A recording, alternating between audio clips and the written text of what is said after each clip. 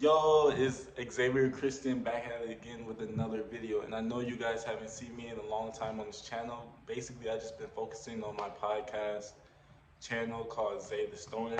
Everybody go check it out if you're a stoner, if you just like podcasts, if you like vlogs or whatever. Please go check out my channel at Zay the Stoner.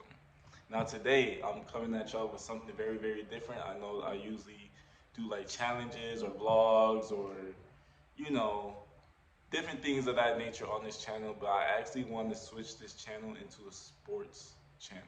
So yes, I want to be talking about sports, basketball and football mostly. I don't really watch any other sports.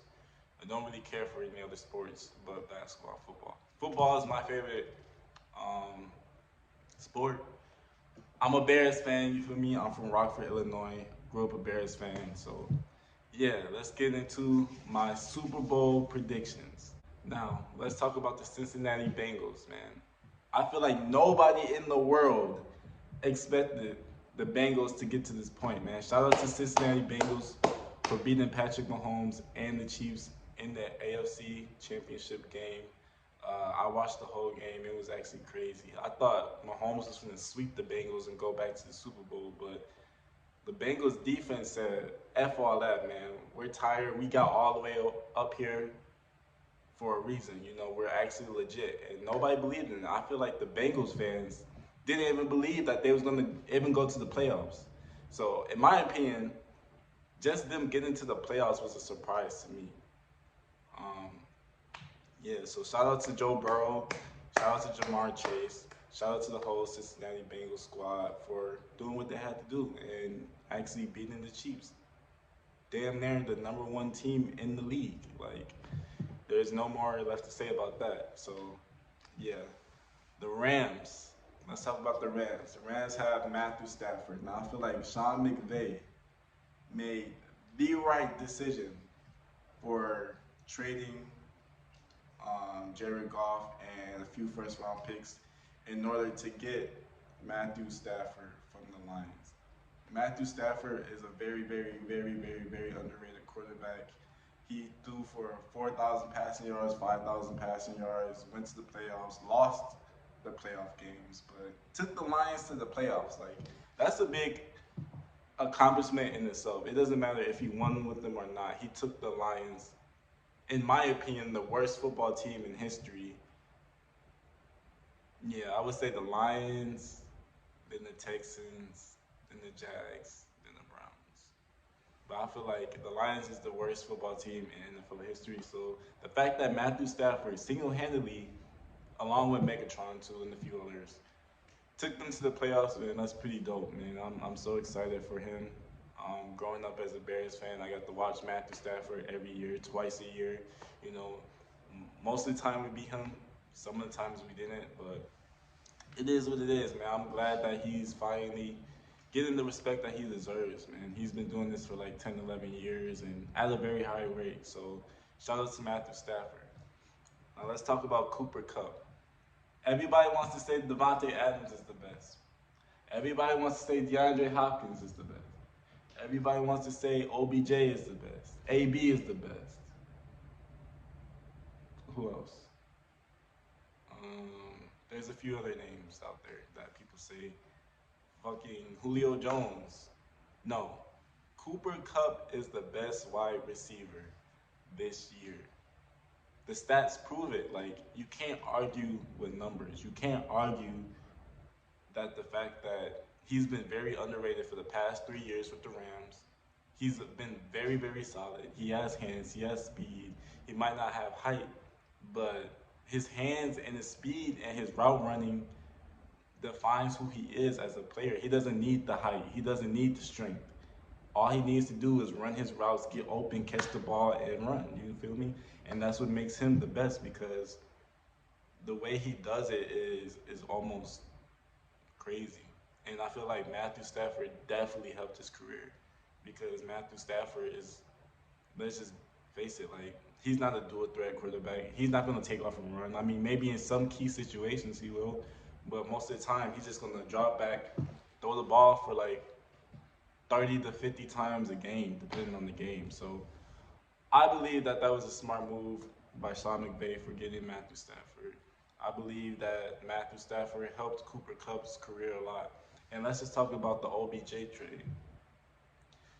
As soon as OBJ went from the Giants to the Browns, I already knew it was a bad idea. I already knew it wasn't a good fit. I already knew that they was going to waste his career. I mean, Baker Mayfield did what he had to do his first season with OBJ, but after that, he wasn't targeting OBJ. And plus, OBJ was injured a lot. He did get injured like twice, back-to-back seasons.